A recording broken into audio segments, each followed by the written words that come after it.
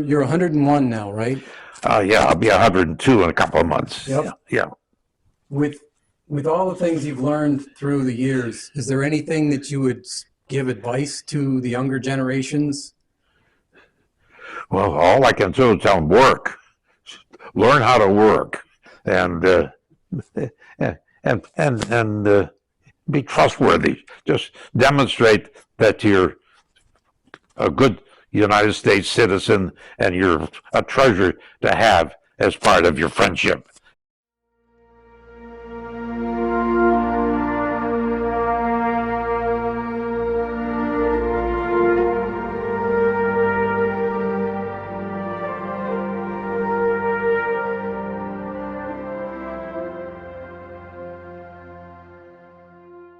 Hi, this is Bruce Lindsay working with Elizabeth Gallo on our project to document the stories of veterans. Today we are with World War II veteran Les Savino. Les was in the Army Air Corps and he went to flight school and he became a flight instructor for the B-17 bomber. My name is Leslie Savino, and my military experience was from 1941 until 1946, and I was in the Air Corps during that period, going through various phases of training, and then being an instructor out of Langley Field for the last 2 years of my career, which was the Eastern Technical Training Command for the Air Corps. My flying experience is World War II was a very interesting experience for me. But you talk about child upbringing, I was one of 7 children. My mother and father came over to this country at the turn of the 20th century. My mother came over in 1904, and my father came over in 1906. And they settled in Auburn, New York, where my mother had a sister there, and my father had a sister there. So they had family. That's what all these people that came over to this country always had somebody here that they could start a base from. So that's what we did. So, and my father had an uncle here in Northampton, and the family was not doing very well in Auburn. He was just living with his sister, and he wanted to branch out and be on his own. So he and my mother got married. All right. Yeah, we're good. And came to Northampton, and that's where we were raised. They came to Northampton in 1920, because I was born in 1922. And of course, we were raised through the Depression, through Prohibition. I lived through all of those crazy things. And of course, being in Northampton with Coolidge being one of our citizens, we always felt that we were right in the middle of all that was going on. But my parents were very frugal. They always had work to make a living, and we have 7 children, so my mother had to stay home, take care of the kids, and my father was the only one working, but we made do. My father worked for a grain company. He was a truck driver, and with the grain company, he was able to get things like flour, and so I grew up on bread. Everybody marvels at me. Every time I have a meal in a restaurant, I ask for a roll. He said, "How can you eat a bread and eating that food?" I said, "Bread causes the food to be tasty." So I have bread there, and I still do here. But other than that, just living through that period was really something. As a little kid, my father was a truck driver, and we lived in the center of 7 colleges in Northampton. Amherst College being so well known, and Smith College being so well known for women, they were the basis of the college concentration there. So my father drove his truck, and he would service farmers. And whenever he had one in Amherst, Massachusetts, which was 10 miles from Northampton, which was 100 miles away as far as I was concerned, he'd pick me up, take me for a ride. We'd go through the campus, and he'd say, "Here's where you're going to school." Well, yeah, who's going to pay for it? So, well, that's how I ended up when I graduated from high school, 1939, and I tried to enroll in college. Well, I was too young. I was 16 and a half. You had to be 18 to get into college. So I went back to high school for postgraduate class. So I taught the senior class.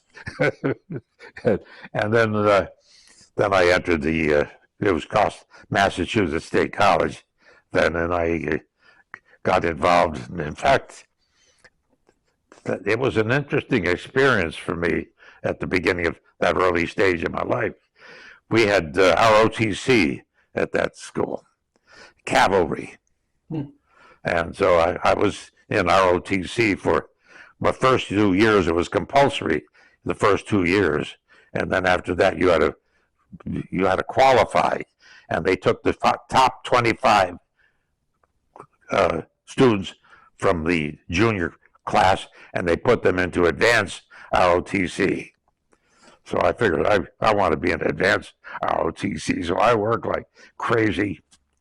And when the list came out for the 25, I was 16 in our class of, I forgot how many we had. I was the 16th from the highest. So I qualified. I was less than 25. I got passed over. I didn't get assigned to advanced ROTC. So I had a colonel there. I'll never forget his name, Colonel Young. I said, "Colonel Young, what's going on?" He said, "Well, I decide who gets advanced and who doesn't. And I decided that you don't qualify for military service. So that's why we passed you up." So I went to my congressman. I said, "There's something wrong here." I said, "I was 16th in my class, and I got passed over." He said, "I'll look into it for you." And then he came back. He said, "Well, the colonel says your mother is an enemy alien, and we don't want to advance enemy alien children in any of our advanced ROTC trainees. So that's why you were passed over." I said, "That's crazy." He said, "But don't worry, I'll get you an appointment to West Point." What year was this? This was 1940. So it was before the war had started, before we Yeah, had war. before World War II. Right. Yeah. Okay. Yeah, I was a sophomore when World War broke out, when we got involved. Sophomore in college. Yeah, I was sophomore in college. Yeah. So that's how I got so involved with my mother being an enemy alien. And why was it that she was considered an enemy alien? What's this? Why was it she was considered an enemy alien? Didn't hear it. Why was she considered an enemy alien? Can you go Why over was that my again? mother? You explained it before, but can you just Yeah, go over that? I was a citizen of the United Right. States, but my mother was an enemy alien, and they had no use for Italians during World War II, Because of course, she had never because become of a citizen. Mussolini. So Because she had never become a citizen. yeah, she never became a citizen, so she didn't know. They didn't know if she was a spy for Mussolini or what, because everybody wanted America, some part of America. So that's the way it worked out, and I decided I would not take the West Point appointment. I wanted to finish school, and then I'd take my chances. So I decided I would re-enlist in college as a junior. Well, before I could turn around and get back to college to sign up, I got drafted. So I was a draftee when I first started my military career. So I have 2 sets of name tags. I have a private set of name tags and an officer's set of name tags. So that's that was all very interesting to me. It was irritating as hell, but it taught me how to be a fighter. Mhm. In fact, that senator says, "I wish you would go away. I can't get rid of you." I said, "What's right is right, and what's wrong is wrong." That Colonel Young, he ought to be fired. He shouldn't let prejudice twist his judgment. So that's part of my life's history. Yeah. So do you want to go over, like earlier before we were recording, you went over where you went into the Army, then to boot camp and got into the Army Air Corps and all the things you did?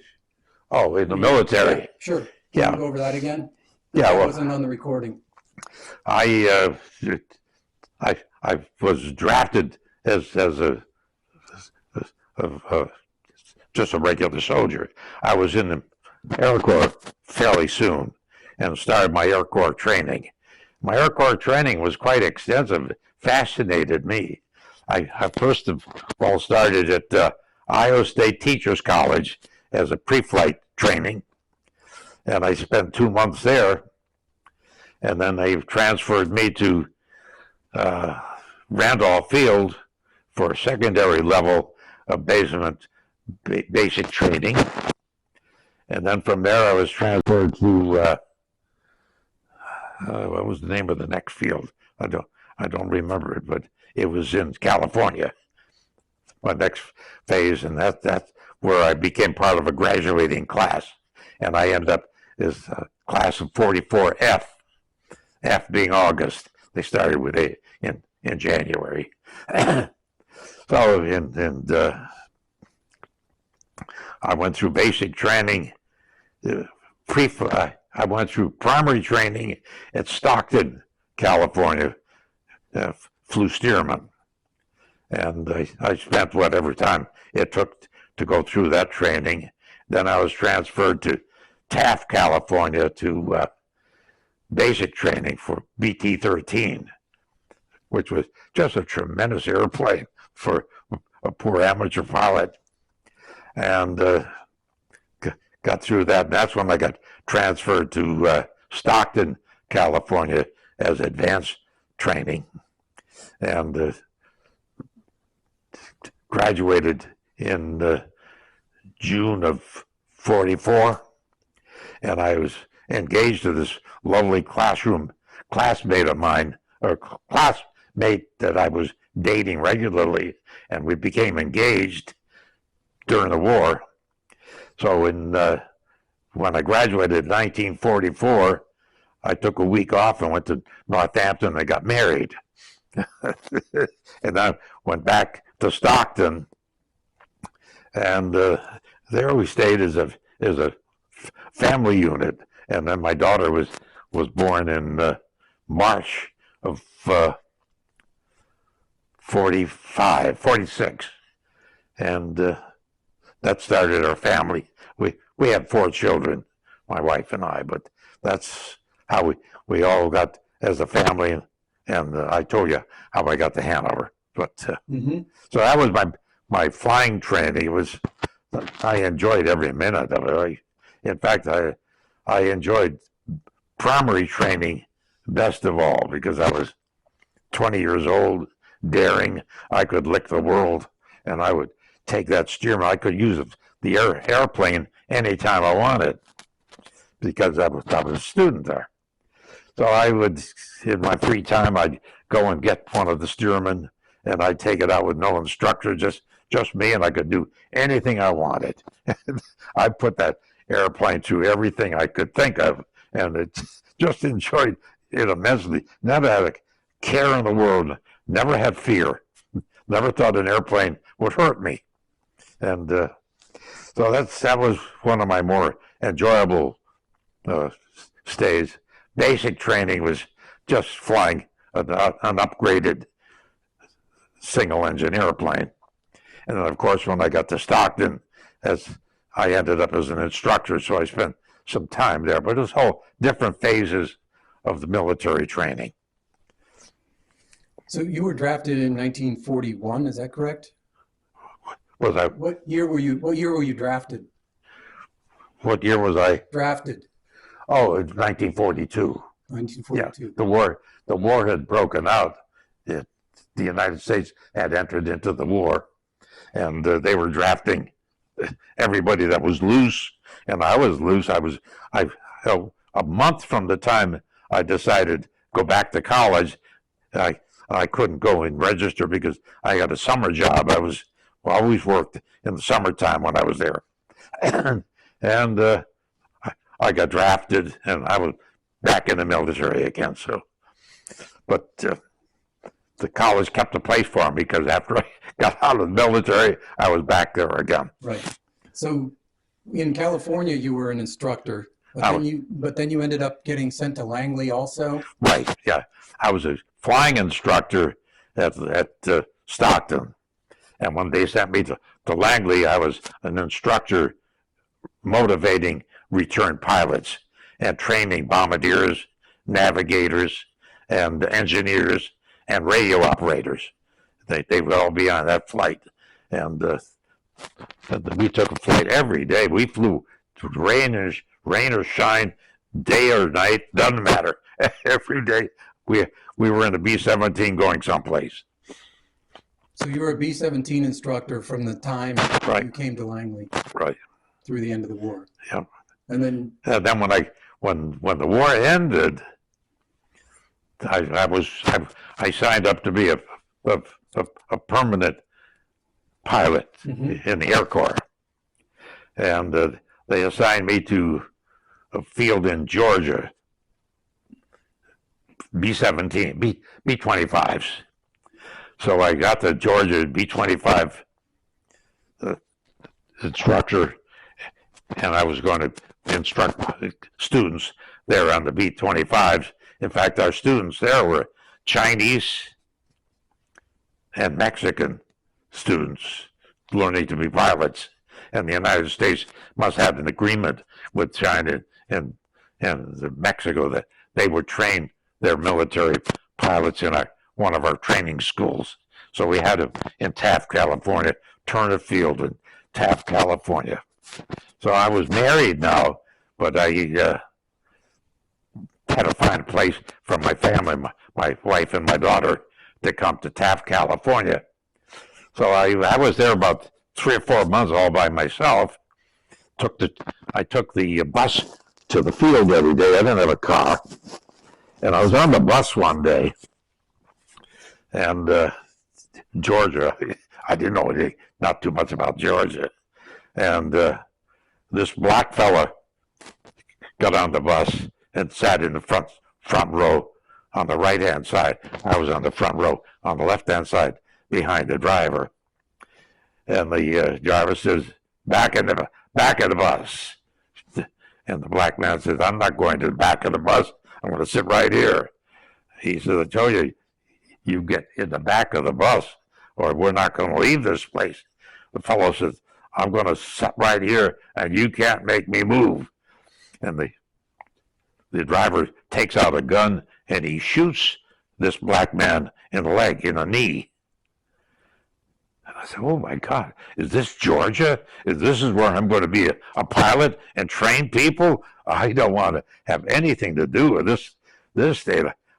In Massachusetts, we had 2 or 3 black families in Northampton. We treated them like everybody else. They went to school with us. They ate in our restaurants. They could live like human beings. So that was strange for me. So I asked the colonel in charge. I said, sir, what does it take to get out of this crazy army? He opens up the drawer and takes out a piece of paper. He said, you just sign right there and you're done. Okay. So that was my discharge papers.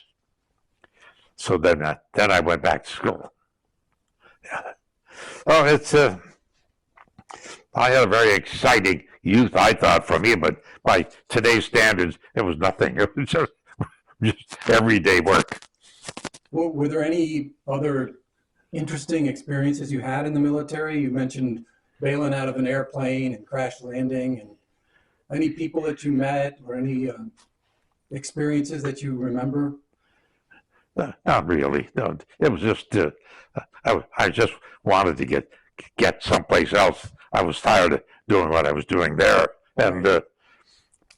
and But you must have had thousands of hours of flight time. oh yeah. For military time, I did. I flew every day. But back then, these airline pilots have 10,000 hours of flying and 6,000 hours of flying. They sit in the airplane, and the automatic pilot is flying them to where they're going. Their flights are 6 hours long, 8 hours long. In the military, we went to 2 hours with a long time, 3 hours. That was a long time. Mm-hmm. So it took me, I think I had 800 hours when I left the military. Okay. Yeah, and that was accumulated 2 hours at a time, or took forever. Did you have any interest in flying after you were out of the military? Did I do any flying? Yeah. No, I went to work. No. Now, when I started my business from 1975, I started my own business. The first thing I did was take flying lessons, because we had a lovely field there in Hanover, Pennsylvania. So I started flying whenever I had some free time, and then I flew from 1975 until 1990. In 1990, I decided I'm getting too old to fly. I was getting arrogant. I was always in charge. The rules and regulations were starting to accumulate, especially in the flying game. So I said, I'm not going to put up with this. I can't stand this kind of flying. So I just turned in my license and stopped flying. And that brought me to, it's interesting how I got to be where I was educationally. I was going to the University of Massachusetts, which was called Massachusetts State College at the time, and I was studying to be a lawyer. Calvin Coolidge lived in my hometown of Northampton, and I was always intrigued with Calvin Coolidge. There he was, the former president of the United States, and he used to walk to work all by himself every morning. He was a lawyer, and then he would practice law in the courthouse right next door to him. And I used to just be intrigued by that big, beautiful courthouse building, and how these fellows could present themselves. No notes, they're speaking all from memory, and highly educational. So that was my me. That's what I wanted to do. So I started college studying to be a lawyer. Since I only had 2 years completed when I volunteered for the service, I didn't complete my lawyer studying. So one of the things we try to ask is, you obviously were in a lot of leadership positions in business. Was there anything you learned during your time in the military that you think applies to what you did later in life? Not really. I had, as an instructor, I had some very interesting experiences. I don't know where the picture is. I guess where you came in, I crash landed the B-17 in Scranton, Pennsylvania in 1945. And that was an interesting experience, and I had pictures of the plane. We landed, I thought we landed on a golf course, but apparently we landed on a field right next to the golf course, and it looked like a golf course. And then another time I had to bail out. I was flying as co-pilot, and the pilot is in command. And we lost 2 engines on the left side, and we were a long way. We were over South Carolina. He said, we'll never make it back to Langley Field. We're going to abandon ship. So he gave the announcement over the air, everybody bail out, including me, of course, since I was a co-pilot. And then he was supposed to bail out next. And we had a bailout door in B-17, but You just get out of the pilot's seat, go down a little walkway, and through a door, and you're outside. But he lost his nerve and was afraid to jump out of the airplane. So he flew the airplane back and got back to Langley Field all by himself. so that was interesting, and that made me a member of the Caterpillar Club. If you bailed out during World War II, you become a member of the Caterpillar Club. So I was a member of the Caterpillar Club. Interesting. Never heard that term before. And then, other than that, my experiences at Langley was strictly flying B-17s and doing what I was doing there. So any of the leadership or intangible things that you learned? What's this? Any of the leadership things that you might have learned or intangible things? Well, that gave me my management capabilities. Sure. Because as a pilot, I was always in charge. Every place I went, I was the manager. Right. So when I came to Hanover, I was an employee, but they made me the plant manager. Now I was the boss again. Right. So I was always in charge. And I sort of liked that role. What rank were you when you... I came out as a first lieutenant. Okay. Yeah, well, I got my wings in June of '44, and I got out of service in '46. So I was only an officer for 2 years. Mm-hmm. But after the war, when I got ready to go back to school, I was now married and had a child. We had one child by then. And I talked to the dean of men at school, and I said, a lot of people are graduating from college, and they have to go around looking for a job. What department do you have that has a waiting list of graduates when they graduate? Well, he said, we just started a Department of Food Technology. There are only 2 in the country. One at University of California, the Davis branch. And one of their professors now came to Northampton, my hometown, and he's starting a Department of Food Technology. Well, I said, well, sign me up for that. I got to get to work when I finish school. So that's what he did, and that's how I got in food technology. But it was, I was a chemist in high school, so food technology is mostly laboratory work. And so I enjoyed that. And when I graduated from college, we had 12 employees, and we were 11 graduates in my class. 12 people that wanted employees. And I studied the list, and one of them was the H.J. Heinz Company. Well, in 1948, when I graduated from college, they were the premier food manufacturer in the United States. So I said, I'll take H.J. Heinz Company. So in Pittsburgh, so I was assigned to their research and quality control. And it was a very interesting job, and I was able to, that was a massive factory, and I did a lot of evaluation work, and I suddenly found that I was fascinated with the manufacturing part of the process.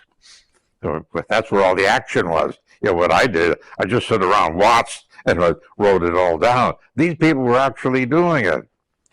So I was getting involved in that. I had a couple, 3 ideas from the Heinz Company, and I presented them to my boss. I said, I could save this company hundreds of thousands of dollars in the process. They're doing a process 30, 40 years old. There's equipment today available that we could cut the workforce in half and do a better job. And they said, well, let us present it to management. Well, which they did, and management came back and said, we've been doing this for 30 years. It's been successful. We're not going to change anything. We're going to leave it the way it is. I said, oh, I'm wasting my time here. So I was there for 3 years. I had a friend of mine who came to Hanover.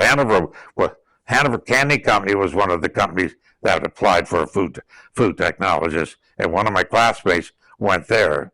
He was going to be conscripted for the Korean War, and he asked if I would be interested in looking at Hanover Candy Company, because that's a small company growing. You have plenty of opportunity to apply your thoughts into the food manufacturing business. So I came to Hanover. I was interviewed by Hanover.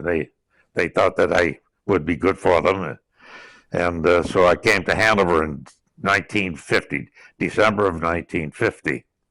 I was hired by Hanover Candy Company as a food technologist. It didn't take long that they realized that I was more capable in doing plant work, so they made me the plant manager of the Hanover plant. And at that time we had 2 factories. Hanover did, one in Center Hall, Pennsylvania, and one in Hanover. So I was very comfortable in being the plant manager. And we ran a lot of products. We ran peas when the pea season came. We ran tomatoes when the tomato season came.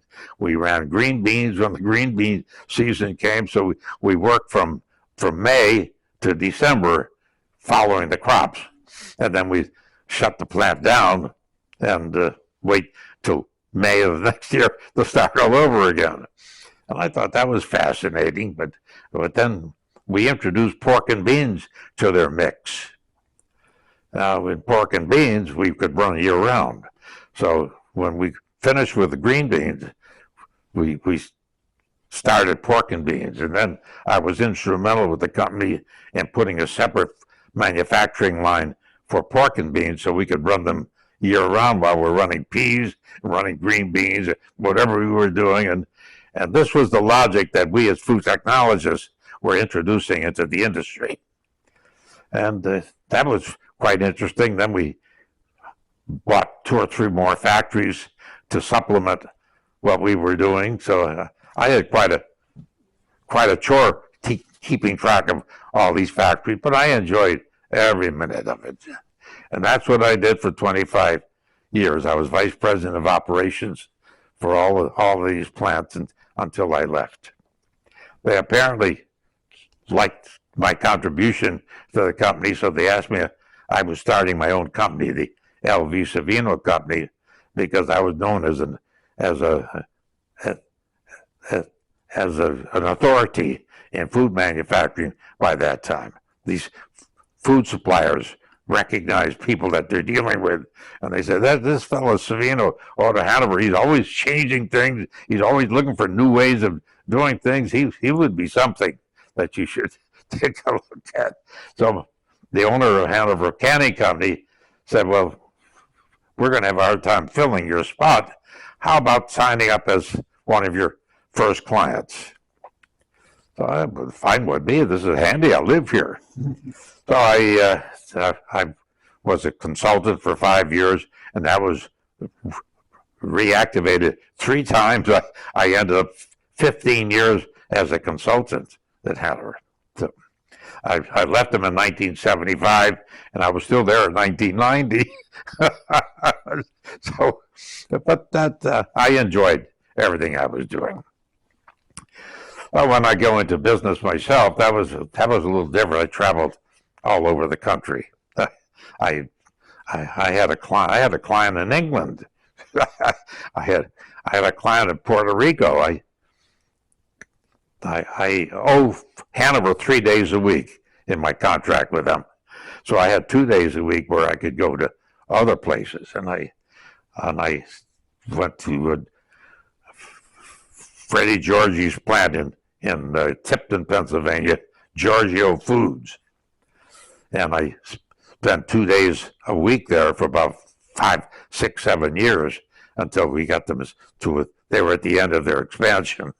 And then I went looking around for another customer, and I got a Goya Foods. Goya Foods said, we'd love to have you work for us. So I went to Puerto Rico every month for 8 years, like 7, 8 years. While I was with Goya Foods, we put a plant up in the Dominican Republic to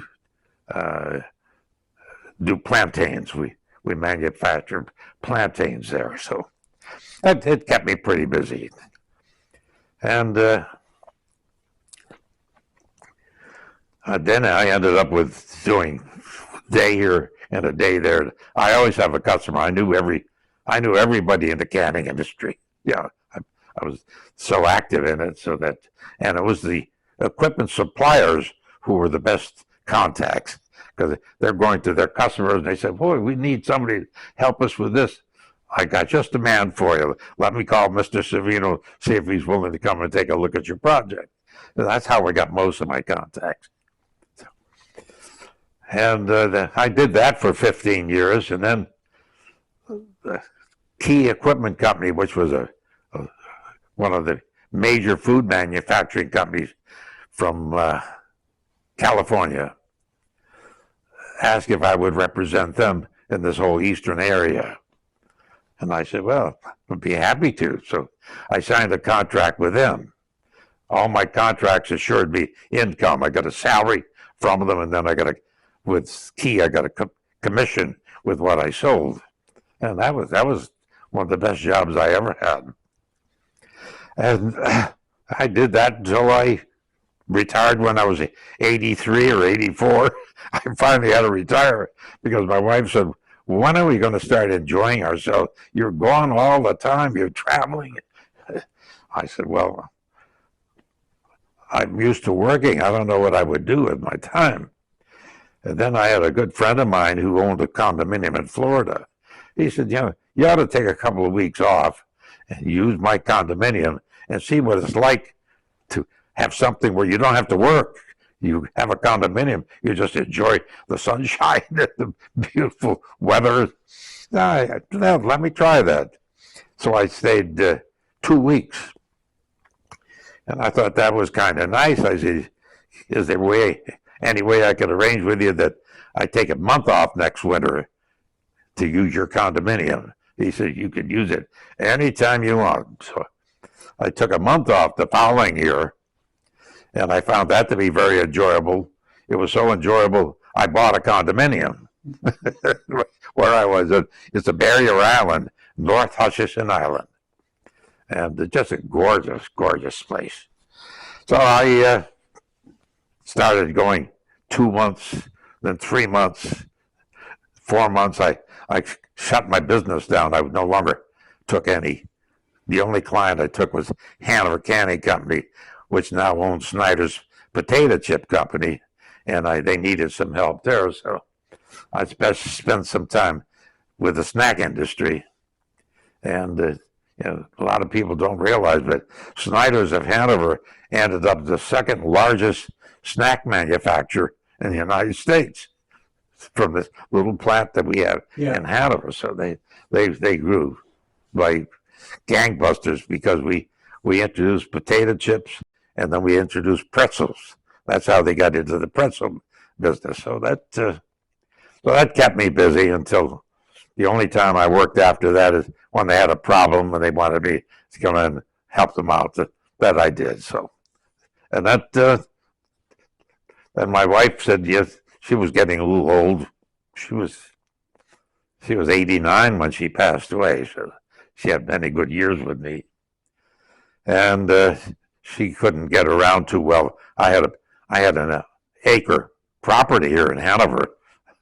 I had a home that had 5,800 square feet in it. It was one of the nicest homes in Hanover. And I hated to sell it, but we sold that beautiful home of ours and moved here. And that pretty well completes my life story. How many years were you married? 70. And you had 4 kids? We have 4 children. Yeah. Grandkids? Three of them live here in Hanover. One of them, my daughter, lives in California, my eldest daughter. She married somebody in the food business, and he got a job in California.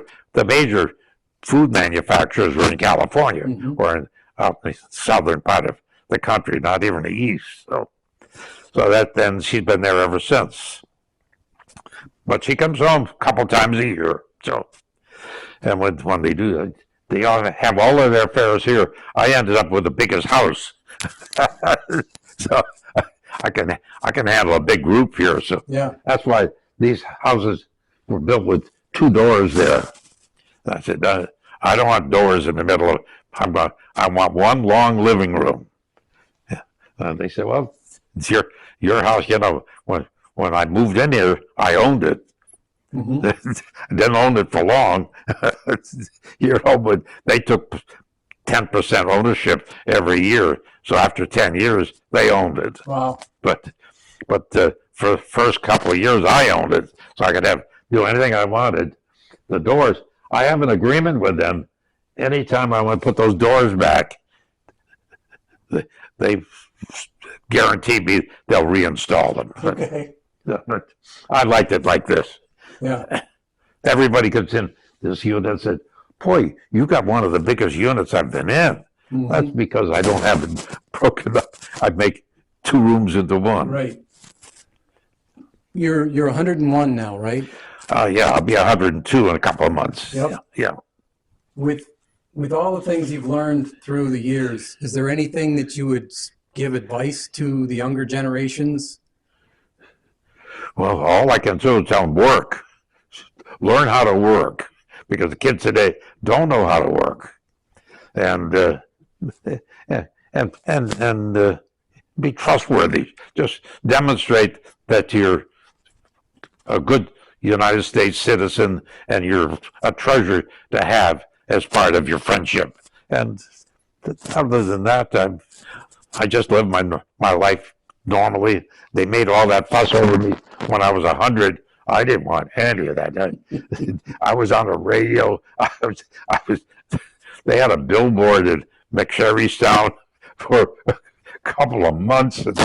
That was just not to my liking. I'm just a humble fellow.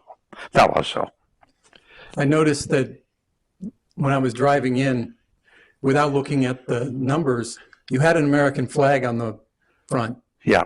And I said, I bet you that's the guy who's the 100-year-old veteran. Yeah, I've had a flag here ever since I've been here, and a spotlight goes on at night when it lights it up. So, yeah. Of course, that's the flag protocol. Yeah, If you leave it up at night, you have to have it lit. Right, yeah. Right. Yeah, I've always had, I used to have two of them out there, but I think one is enough, so.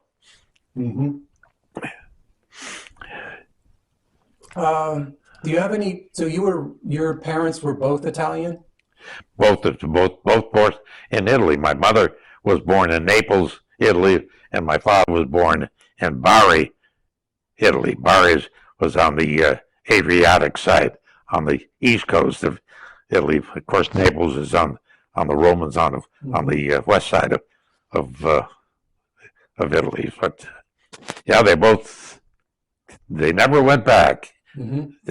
I offered to pay their way and send them back to see where they were born and raised, and they would have none of that. When my mother came to this country, she was 2 years old, and she came with her mother to go with a sister who lived in Auburn, New York.